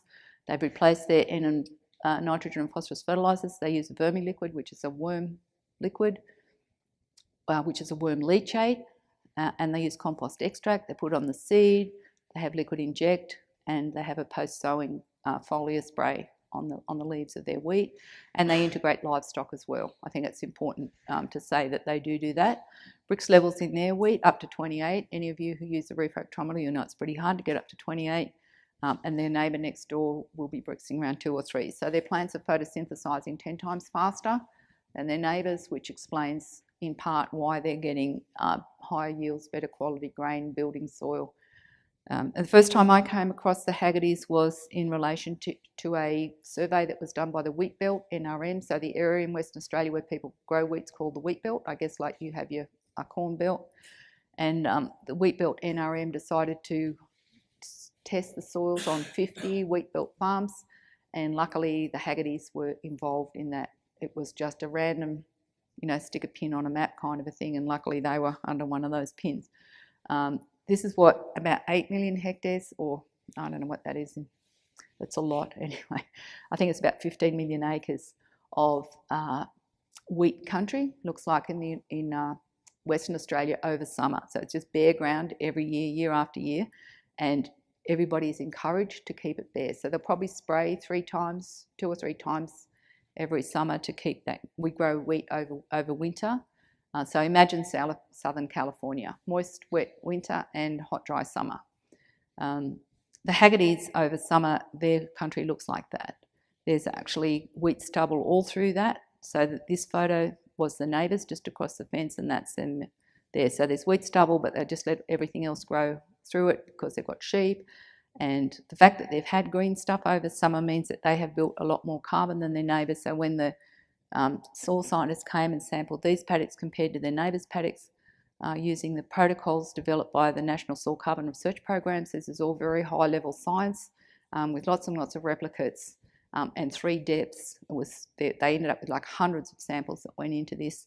What they found was that compared to their neighbours, the Haggertys had increased carbon by 41.5%, nitrogen by 30%, even though they don't use any, and the water holding capacity increased by 13%. And when we look at the depths where that was, the top 4 inches of the soil had increased about 37% carbon, then the next level down 41%, and then the next level down, like even down at 12 inches, that increased soil carbon by 54%. So remember what I said about it's the root tips where the exudates come out. So if you think of their wheat, it's at around the bottoms of the wheat plant where most of the exudates are. So when that pathway is functioning effectively and you're measuring soil carbon at different depths, you'll find that the greatest increase in soil carbon is wherever most of the root tips were. So not necessarily it's going to be anywhere near the surface. Whereas when you've got crop residues breaking down, you get a little bit of carbon formed near the soil surface, but once you get down to 12 inches depth, you've generally got no change in soil carbon down there, which is what when we saw the change from tillage to no-till, we got an increase in carbon right at the surface. And there was a lot of people talking about the fact, yeah, but you're not increasing carbon down here. It's actually not making any change. And if you want water to actually infiltrate down there, we need to think more about, which is one of the advantages of your cover crops and having something living between cash crops, is that you've got living roots down. This is why there's so much emphasis on living roots, because it's down at the root tips where you've got carbon coming out, and therefore you're changing the whole soil profile. You're going to get better infiltration and you're going to get more moisture at depth. And if we look to see what their wheat roots are doing, we see like here's a wheat seed here. It's got a coleoptile, which is like a little sheath that pushes up through the soil. The leaves will come out of the top of that. It hasn't even produced any leaves yet. And the roots that came out of that wheat seed when it first germinated are totally covered with rhizosheaths. So there's a huge amount of biological activity taking place in the roots of those plants before it has even produced leaves. And if they send plant roots off to the lab to be tested for mycorrhizal colonisation, even at that stage there'll be about 75% of the roots will be colonised by mycorrhiza, whereas conventional wheat there will probably be none at that early stage. And then later on, I know it's hard to see with the lights there, but it's actually at the stage of having 3 tillers there, this soil that's all sticking around the plant roots like that is actually new topsoil that's being built by those plants. So they're actively building topsoil and improving soil structure. And that's a closer, I'm not sure whether that photo's in your booklet or not, but that's what the soil looks like. That's actually from the Haggerty's. That's what it looks like when you try to take a photo of the roots. It actually looks like that under a microscope. And then the neighbour's wheat looks like that. It's the same magnification under a microscope. So you can see that there's no soil really sticking to these. So the neighbour has to keep applying nitrogen to feed those plants. And this is an example, I think this one might be in the book too, of wheat seeds here where there's nitrogen put under the seed. So there's clean roots under the seed and then compost put on top of the soil. So all these roots have rhizosheaths in the presence of the compost, and these roots are bare because they're in the presence of nitrogen. So, you know, that's why you need the spade to actually dig your plants up and have a look at the roots and see what they look like. So we had a field day there in October last year. This is Ian Haggerty. There's a little 4-minute video of Ian talking about how they actually get auto-inducers on the seeds. So if I send you that link, you'll see Ian there and Diane standing behind him. But this barley crop that's just behind them there, I'll just take a photo of it here. This is a very low rainfall environment. They're in an 8-inch rainfall environment, and they've produced a really beautiful, like I said, thousands and thousands of acres of beautiful barley, triticale, oats, wheat last year. There's no weeds in there. There's no disease issues. It was just a really magnificent crop. And that's a salt lake there in the background. So that's very saline, sodic, acidic, everything you can think of soil, and yet they have no trouble producing crops. And the other thing that we see there, and in many other situations as well, there's lots of big words here, but when living things behave symbiotically, in other words, where they work together, like plants and microbes, they have emergent properties. In other words, things happen that that reductionist science can't predict. And one of the things that has happened on the Haggertys is that where they've planted the wheat, so this is the next year in a wheat field, there's all these grasses, native perennial grasses, like your prairie grasses, that are coming up in the rows exactly where they planted the wheat. So which is really interesting. Look at these ones here, just coming through, like as if they've all been sown there. So those seeds, these are native grasses coming up where they planted the wheat. So the seeds have been there for, who knows, 100 years or something, since those grasses were considered to be extinct in that area. If you talk to the Department of Agriculture, they'll even say there never even were native grasses there. And now they are all coming up in the wheat rows. So there's something going on here in terms of the biological stimulation is not only stimulating their plants to grow better, but also stimulating everything else that's in the soil, including seeds that theoretically weren't even there or haven't been seen there for a very long time. And another class, these are native grasses, perennial grasses, so they don't even have to plant those to get, they've got sheep, so they're very happy to get native grasses back again, and all they did was plant a crop with auto-inducers on the seed. So what we're going to be talking about today is biostimulants. What are they? And using the Haggertys, I guess, was like that they were the stimulant, the biostimulant for these workshops, and the fermentation process. So what's so special about fermentation? Well, fermentation is what happens in our large intestine. Fermentation is what happens in the rumen of a cow. Fermentation happens in the gut of an earthworm. And we know that vermiliquid and vermicast and those kinds of earthworm products are very, very beneficial for plants. We can make beer with fermentation, we can make wine with fermentation, we can have fermented foods that have become very popular these days. So what is it so special about fermentation? Well, in that fermentation process, there are actually millions, billions and trillions of microbes involved in fermentation. As I said, one drop of rumen fluid has 10,000 times more microbes in it than there are humans on the planet. So when we have an environment where fermentation is taking place, we know that it's a very microbially rich environment. And the microbes that are in that environment are communicating with each other. And they're producing these auto-inducers that I talked about to sense how many of them are and who's doing what and whatever. So they're all basically talking to each other, if I can use that word. Bonnie Bassler uses it, so I guess if she says how bacteria talk, I can talk about them talking to each other. And what we want to do in agriculture is basically capture the essence of that. We want to capture something about those conversations. We want to do something that will encourage a seed to behave differently. So when you think about a seed in the soil, a seed can sense. If it was let's go back to the prairie for a moment. When you had cool season plants and warm season plants, in the prairie you had some plants that germinated naturally. Now I'm talking about wild plants. Some plants that germinated in springtime and some plants that germinated in fall, and they were the two main germination times of the year. Something that germinates in spring and grows over summer will not germinate in fall because it's going to die over winter. And how does it know whether it's fall or whether it's spring? Like, it could rain in springtime and it could be exactly the same soil temperature as when it rains in fall, and you could have two situations where you got the same amount of rain and had the same temperature, and one of them was springtime and one of them was fall. And there will be seeds that will come up in fall and seeds that will come up in spring, and they will not confuse that. They know. A seed knows how far it is from the soil surface. If you take a seed and plant it 10 feet down and the soil's moist, it will not germinate, because that would be suicidal. There's no way that it can make it back to the soil, to the top of the soil. If you took that same seed that had been planted 10 feet down and had been there for 5 years or something, and then you dug it up and you planted it now, half an inch from the soil surface and watered it, it will emerge. So how did it know it was half an inch from the soil surface versus 10 feet from the soil surface? How does the seed know or sense how far it is from another plant? How does it sense whether it's under a tree or away from a tree, or what other kinds of plants are around it? So a seed has all kinds of messages coming through the seed coat all of the time. The temperature, the moisture, what other plants are near it, how deep it is in the soil, all of these things.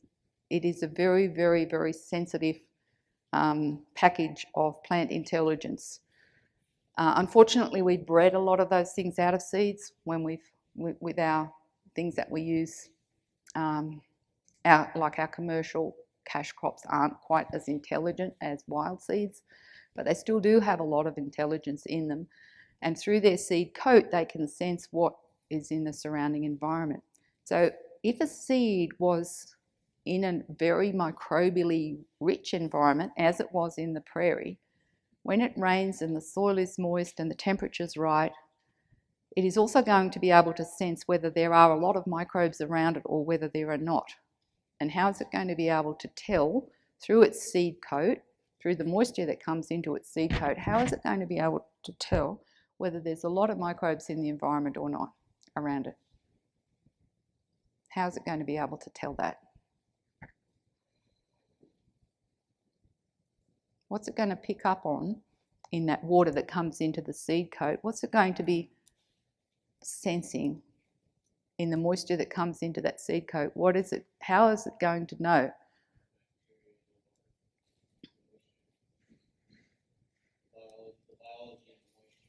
Do you think that bacteria living outside the seed are going to end up inside the seed?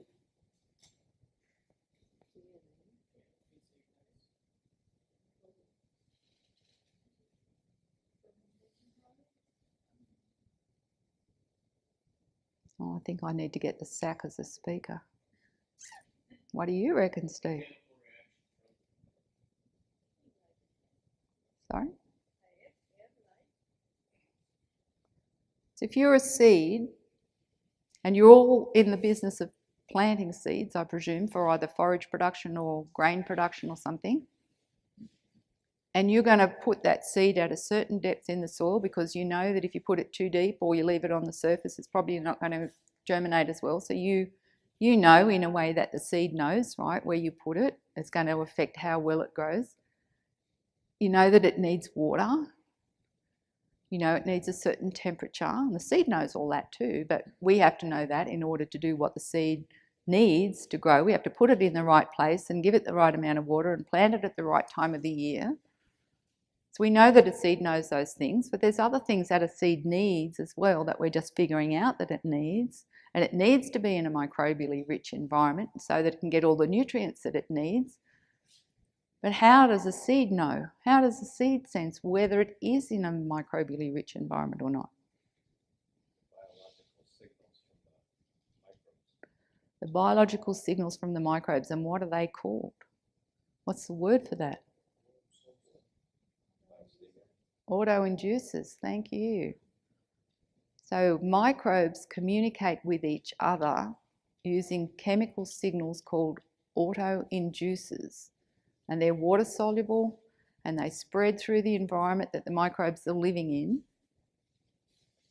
And a microbe uses those signals to know how many other ones are like it, how many of me are there and how many others are there out there, and to coordinate their behaviour. They're producing autoinducers all the time.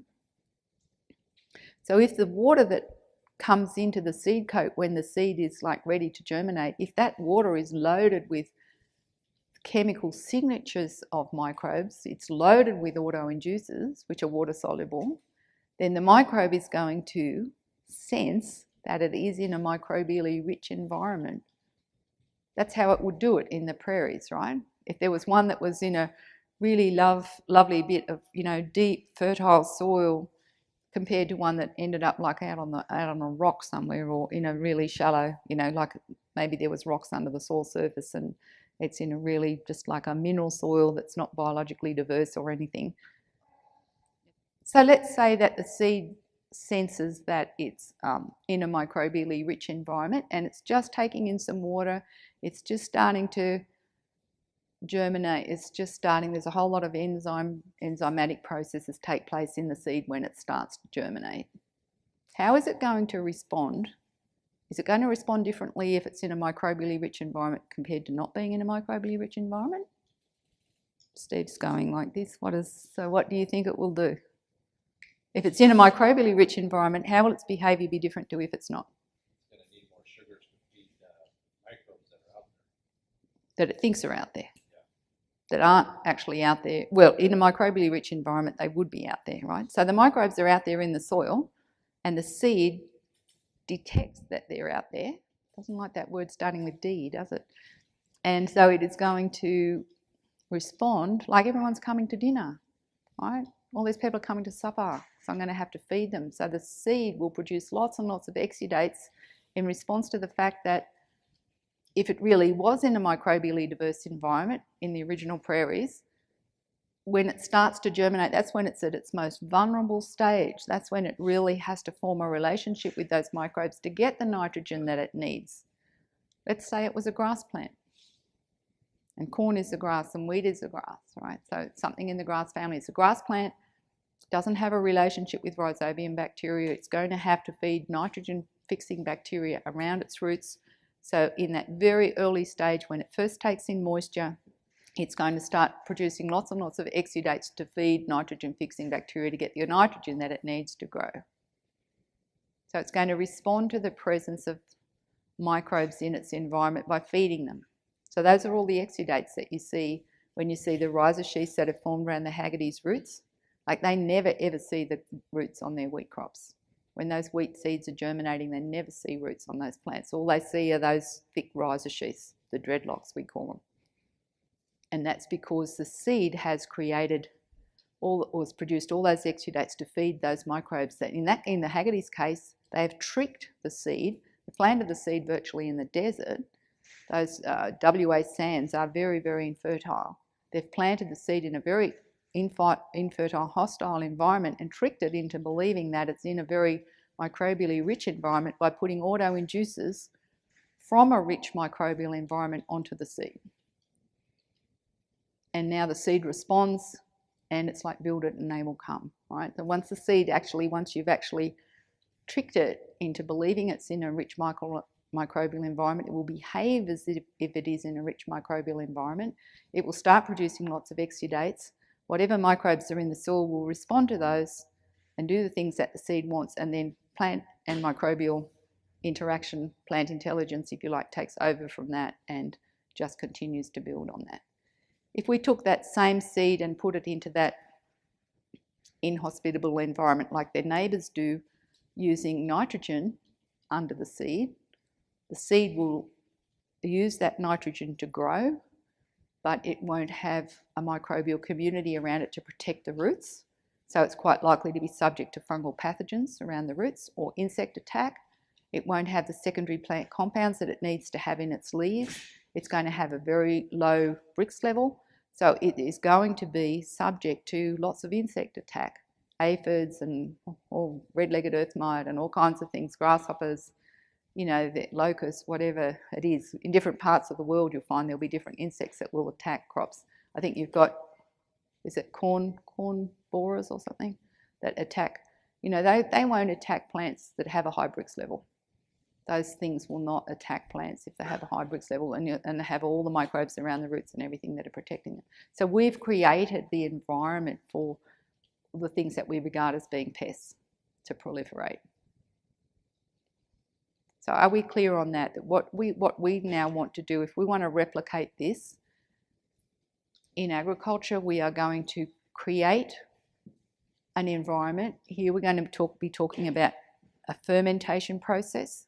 So we're actually going to be using the compost as a way to create a fermented compost to create a microbially rich environment. Then we're going to take a cold water extract of the compost when it's finished, and that cold water extract will have the chemical signals that the microbes used while they were making the compost.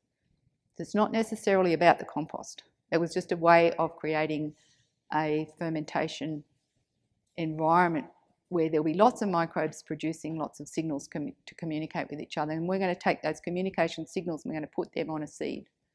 We're not putting microbes on a seed. I just want to make that clear right at the beginning, that we are changing the soil environment. We are changing the rhizosphere environment by tricking the seed into actually sensing through its seed coat that there's a lot of microbes out there that aren't there. Have we got that? Right. Well, it's time for a break, and then Jerry is going to be actually talking about how we capture microbes from the air to form an inoculant, which is like your rhizobium inoculant, I suppose, that you put on a legume. So we're making an inoculant, and then we're using that inoculant to inoculate a compost pile, and then all the microbes that are involved in the fermentation in that compost are going to produce auto-inducers, then it's the auto-inducers that we're going to collect at the end of the process, and we're going to either put them on the seed or put them in furrow or use them as a foliar spray. That's what the rest of today is going to be about, how in physical terms you're actually going to do that. But we need to know at the beginning why we're doing that. And if you've done an Elandingham composting course, or you've made aerobic compost in the past, or you've brewed compost teas, you have to forget about all that because it is going to confuse you. If you think you're making microbes to put on the seed, you're going to get totally confused. Okay, so if you've done all that, forget it for the moment. There's nothing wrong with doing that, but this is much simpler and more effective, and you don't have issues with it, whereas you can have issues going down the other way. Okay, so if any of you have that experience, just blot that out and just start with a clean slate. We are talking about auto-inducers today. Okay, so we take a break now, and then we'll come back to talk about the process.